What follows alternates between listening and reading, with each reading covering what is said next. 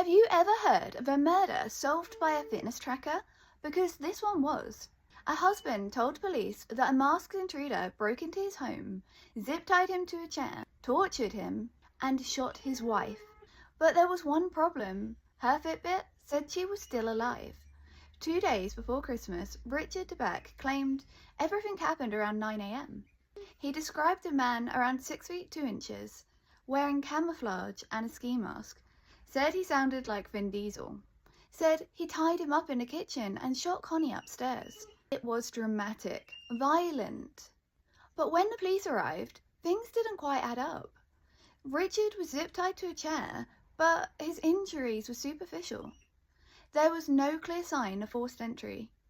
And the canine unit? The dogs didn't track a fleeing suspect. They tracked straight back to Richard. Now that doesn't prove murder, but it shifts the focus.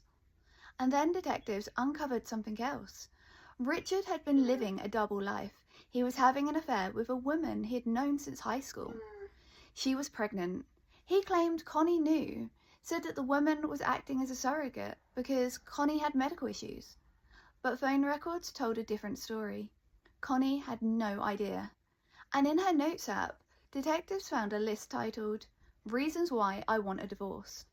The marriage wasn't stable, it was collapsing. Still, suspicion isn't proof. And then, investigators checked the one detail Richard never thought about. Connie wore a Fitbit. Richard insisted she was shot around 9 a.m, but her Fitbit showed her walking around the house, climbing stairs, moving between rooms, well past 10 a.m. That single data set dismantled his entire timeline.